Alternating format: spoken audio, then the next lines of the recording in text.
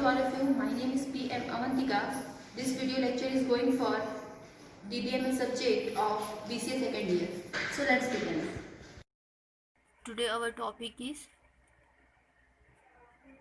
remaining SQL language. तो हमने previous video पे देखा था कि SQL लैंग्वेज को दो मेन लैंग्वेज में डिवाइड किया गया था, DDL और DML। वैसे ही यहाँ पे थर्ड और फोर्थ दो और टाइप्स हैं एसक्यूएल लैंग्वेज के। तो पहला है थर्ड है आपका DCL। DCL का मतलब होता है डाटा कंट्रोल लैंग्वेज। तो ये डाटा कंट्रोल लैंग्वेज क्या होता है? डाटा कंट्रोल लैंग्वेज में डाटा कंट्रोल सुविधाओं के द्वारा कोई यूज़र डाटा के लिए अन्य यूज़र के एक्सेस प्रोसेस को नियंत्रित कर सकता है। मतलब कि कहने का मतलब ये है कि DCL लैंग्वेज का यूज़ करके आप क्या कर सकते हैं, किसी भी अनऑथराइज यूज़र्स को एक्सेस प्रोवाइड कर सकते हैं और अनऑथराइज यूज़र को रिवोक कर सकते हैं। इसीलिए DCL में दो पार्ट दिया गया है, ग्रांट और रिवोक, जो सिक्योरिटी पर्पज से यूज़ किया जाता है। तो DCL से आप कंट्रोल एक्सेस पे कंट्रोल करते हैं।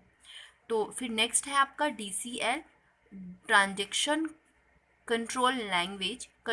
ट्रांजेक्शन से यहाँ पे मतलब है कि जैसे कि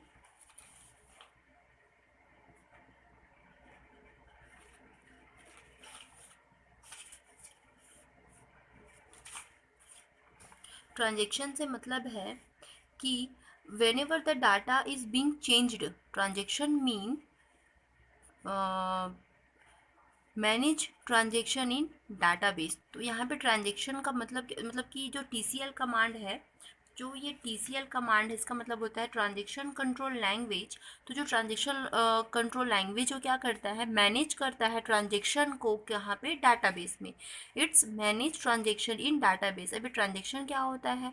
transaction I mean when ever the data is being changed. जैसे कि मतलब कि जब ट्रांजेक्शन होगा उस टाइम में क्या होगा, एक प्लेस का डाटा चेंज होगा और दूसरे टाइम पे उसी प्लेस पे वो डाटा क्या होने वाला है, अपडेट होने वाला है। एग्जांपल लेते हैं बैंकिंग सेक्टर का।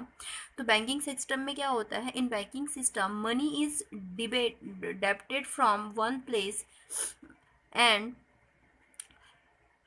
Credit it and one place. It's called transaction. मतलब कि जैसे हम क्या करते हैं, किसी बैंक अकाउंट से 500 क्या हुआ है, डिडक्ट हुआ है ना, डिडक्ट हुआ है। तो जो एक्चुअल अमाउंट है, सपोज करिए आपका 2000 आपका अमाउंट है, वहाँ से क्या किया है मैंने, 500 डिडक्ट किया, तो आपका कितना बचेगा, 1500। क्या बचेगा आपका, नेट बैलेंस बचेगा। तो ये जो क्या हो गया, जो डाटा चेंज हो रहा है, जो मैनेज हो रहा है ऑनलाइन ट्रांजेक्शन का यूज़ करके, तो ये क्या होता है, ये कहलाती है आपका ट्रांजेक्शन। मतलब कि जो डाटा में जो चेंजेस हो रहे हैं। नेक्स्ट देखते हैं। पर ये DCL जो डाटा कंट्रोल लैंग्वेज का यूज़ क्यों किया जा रहा है, मतलब इसका कॉन्सेप्ट क्यों आया होगा। देखिए, अगर हम किसी बैंक से, मान लीजिए मैंने यहाँ पे मेरे अकाउंट में 2000 नेट सैलरी है, मैंने वहाँ पे 500 क्रेडिट किया, तो मेरी नेट सैलरी कितनी होनी चाहिए, 2500। सपोज़ करिए मैंने 2000 पे 500 का क्रेडिट किया, पर ये क्या नहीं हो पाया, अपडेट नहीं हो पाया। तो मेरी नेट सैलरी कितनी दिख रही है, 2000 ही दिखेगी। इससे क्या हुआ, मेरा 500 का लॉस हो गया। तो इस तरीके के ट्रांजेक्शन जो फॉल्ट होते हैं, उसको कंट्रोल करने के लिए लाया गया है ट्रांजेक्शन कंट्रोल लैंग्वेज। इसके 3 टाइप्स होते हैं। फर्स्ट होता है कमिट, दूसरा होता है रोल बैक, तीसरा होता है सेव पॉइंट्स। अभी इंडिविजुअली देखते हैं कि ये होते क्या हैं।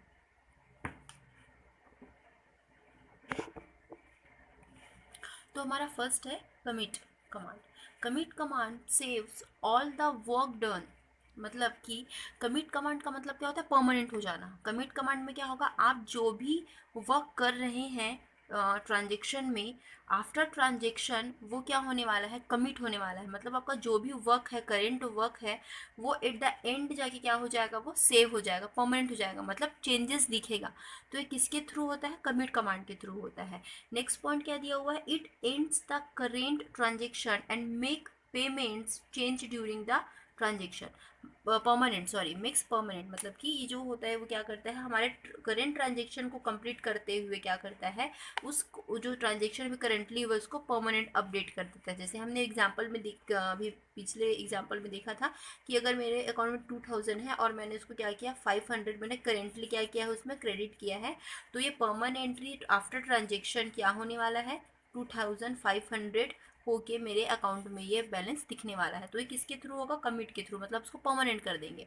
तो देखते हैं कमिट के लिए सिंटेक्स क्या होता है, commit semicolon, delete from customer, example देखते हैं, delete from customer table where age is 25। मतलब कि हमने अभी एक एग्जाम्पल लिया जिसमें कस्टमर नाम का टेबल है, उसमें कोई एज नाम का कॉलम है जिसमें एज 25 है। तो हम क्या चाह रहे हैं, जिस भी कस्टमर का एज 25 है वो क्या हो जाए, डिलीट हो जाए। और उसके बाद हमने क्या कर दिया, इसको हमने कमिट कर दिया। मतलब कि जो रो है, जो एज है, जो रिकॉर्ड है 25 कस्टमर के एज का, वो डिलीट होने के बाद क्या हो जाएगा, वहाँ से हट जाएगा और रिमेनिंग एज के रिकॉर्ड्स बच जाएंगे। अब हमने क्या कर दिया, इसको कमिट कर दिया, मतलब वो सक्सेसफुली डिलीट होके जो रिमेनिंग रिकॉर्ड्स दिखेंगे 25 वाले एक भी रिकॉर्ड वहाँ पे नहीं बचेंगे। तो ये होता है कमिट, मतलब परमानेंट कर देना आपके रिकॉर्ड को। नेक्स्ट है आपका सेकेंड पॉइंट है save point command. Save point command second point है आपका, ये क्या होता है, save point command is used for saving all the current points in the processing of a transaction. ये क्या करता है, ये करेंट पॉइंट को सेव करते जाता है आपको, जबकि कमिट कमांड क्या करता है, वो करेंट ट्रांजेक्शन को कंप्लीट करके पूरा, जब ट्रांजेक्शन के कंप्लीट होने के बाद क्या कर देता है, आपके ट्रांजेक्शन को परमानेंट कर देता है। पर यहाँ पे ये क्या करता है, सेव पॉइंट क्या करता है, आप जो ट्रांजेक्शन कर रहे हैं उसके करेंट पॉइंट को सेव करता है, ना कि कंप्लीट ट्रांजेक्शन को सेव करेगा, करेंट पॉइंट को वो सेव करते जाता है। It makes and save the current point in the processing of transaction. वही बोल रहे हैं, क्या करता है, ट्रांजेक्शन करेंटली करते जाएगा और हर स्टेप को क्या करते जाता है, सेव करते जाता है। क्यों, जैसे कि एक एग्जांपल लेके समझते हैं। मान लीजिए आपने क्या किया, आप कोई बैंक नहीं, ट्रेन का टिकट बुक कर रहे हैं। आप क्या कर रहे हैं, किसी भी ऑनलाइन एप्लीकेशन का यूज़ करके क्या कर रहे हैं, टिकट बुक कर रहे हैं। तो टिकट बुक करते हुए आपने क्या किया, अपने बैंक अकाउंट से 500 का आपने क्या कर दिया, टिकट बुक कर दिया है। तो क्या दिखा रहा है, ये जो आपको जो 500 है, ये आपके मोबाइल में मैसेज आ गया, ओटीपी आ गया, 500 डिडक्ट हो गया है, कट गया है। पर क्या हुआ, अभी तक आपको टिकट सक्सेसफुल का कंफर्मेशन क्या नहीं आया है, कंफर्मेशन, जो कंफर्मेशन मैसेज आपको नहीं आया है कि आपका जो टिकट है वो सेव हो चुका है। तो इस टाइम पे क्या करेगा, आपका जो 500 बैंक से डिडक्ट हुआ है, इस पॉइंट को क्या करेगा, ये सेव पॉइंट जो ट्रांजेक्शन कंट्रोल है वो क्या करेगा, इस 500 को सेव कर लेगा। तभी आपको जो मैसेज आता है, this process will done after 2 और 3 डेज, मतलब 2 या 3 दिन में ये आपका टिकट कंफर्म हो जाएगा।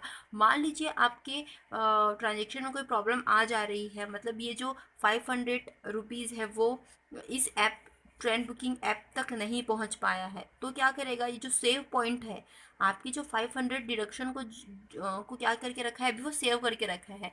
क्योंकि अभी तक आपका 500 टिकट बुकिंग ऐप के पास नहीं पहुंच पाया है, पर आपका जो 500 डिडक्ट हुआ है वो अभी भी क्या है, सेव पॉइंट की वजह से आपका सेव रखा हुआ है, जो करंट ट्रांजेक्शन अभी भी रखा हुआ है, परमानेंट नहीं हुआ है। तो क्या करता है ये, क्योंकि मेरा जो 500 है मेरे ट्रांजेक्शन के जो टिकट बुकिंग ऐप के पास नहीं पहुंच पाया है, तो ये जो 500 रोल बैक हो जाएगा, कहाँ पे रोल बैक हो जाएगा, ये मेरे वापस से अकाउंट में जो 500 है वो क्या हो जाएगा, चला जाएगा।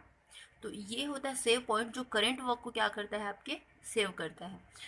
तो यहाँ पे देखिए सिंटेक्स है, save points no update, it is use to temporarily save a transaction so that you can roll back to that point whenever necessary. क्योंकि मेरा 500 क्योंकि डिडक्ट तो हुआ था पर उसका मेरे को बेनिफिट नहीं मिल पाया, तो ये 500 उस पॉइंट पे सेव होगा जिस पॉइंट पे मेरा पैसा डिडक्ट हुआ है, बट अभी तक मैं वहाँ मतलब मेरे बैंक में 500 परमानेंटली वहाँ से डिडक्ट नहीं हुआ है, क्योंकि मैं टिकट बुक नहीं हो पाया। तो रोल बैक होके मेरे अकाउंट में वापस से 500 क्या हो जाने वाला है, डिपॉजिट हो जाने वाला है। नेक्स्ट देखते हैं, थर्ड है हमारा रोल बैक कमांड। तो रोल बैक कमांड क्या होता है? Roll back command restore database to original since the last commit. ये क्या करता है? ये रोल बैक करता है आपके लास्ट ट्रांजेक्शन को आपके ओल्ड वन पे। मतलब कि अगर जैसे कि अभी हमने ट्रांजेक्शन का एग्जांपल लेके समझा था कि मेरा ट्रांजेक्शन पूरा नहीं हो पाया था, तो क्या किया उन्होंने, जिस पॉइंट पे मेरा जिस पॉइंट में मेरा बुकिंग रुका हुआ था, उस पॉइंट को वो रोल बैक कहाँ कर दिया? मेरे स्टार्टिंग पॉइंट पे, जहाँ पे मैंने ट्रांजेक्शन करना स्टार्ट किया था, मतलब ट्रांजेक्शन नहीं हुआ फिर मेरा। तो वही बोल रहा है roll back command restore database to original since the last commit. मतलब कि लास्ट कमिट से क्या करता है? सपोज करिए, नेक्स्ट पॉइंट पढ़ते हैं फिर एग्जांपल देखते हैं। It is use to restore the database to last committed state, वही पॉइंट है ये। रोल बैक सिंटेक्स क्या है? To save point, save point slash name, roll back to save point no updates. ये क्या करेगा?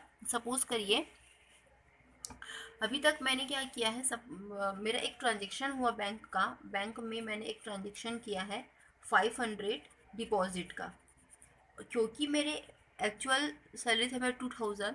तो अब ये क्या हो गया, जब ये सक्सेसफुल ट्रांजेक्शन हो गया, उसके बाद मेरा जो अकाउंट है वो 2500 का दिखा रहा है। इसके बाद मैंने क्या किया है, एक और ट्रांजेक्शन किया है, ट्रांजेक्शन T2। तो T2 पे मैंने क्या किया है, 1000 डेबिट कर दिया। तो 1000 जो डेबिट किया है, मेरा ट्रांजेक्शन में कुछ फेलियर आ गया। तो अब इस फेलियर की वजह से, इस फेलियर की वजह से जो कि ये क्या है, मेरा करंट पॉइंट है, ये करंट पॉइंट है। अभी तक ये जो इसका जो चेंजेस है मेरे मेन अकाउंट में नहीं दिख पाया है। तो क्योंकि अगर ये सक्सेसफुली हो जाता, अगर ये सक्सेसफुली हो जाता तो मेरा अकाउंट में कितना अमाउंट रिमेन होता? 2500। 2500 जो मेरा एक्चुअल अकाउंट एक्चुअल अमाउंट था, उसमें से 1000 डिडक्ट हुआ। डिडक्ट होने के बाद 1500 दिखने वाला मेरा एक्चुअल ये दिखता, एक्चुअल अमाउंट ये दिखता। बट क्योंकि मेरे ट्रांजेक्शन फेलियर हो गया, उसकी वजह से क्या होता है, मेरा ये ट्रांजेक्शन इस तक ना पहुंच के कि यहीं से रोल बैक हो जाएगा, और मेरा जो एक्चुअल अमाउंट है 2500 का, वो दिखने लगता है। तो कमिट में क्या होता है, जो भी ट्रांजेक्शन वो परमानेंट होता है, और रोल बैक में क्या होता है, उस करेंट पॉइंट से जहाँ पे फेलियर आया है वहाँ से वो ओल्ड ट्रांजेक्शन पे, ओल्ड पोजीशन पे क्या कर देता है, रोल बैक कर देता है। तो ये है आपका transaction control language. Thank you.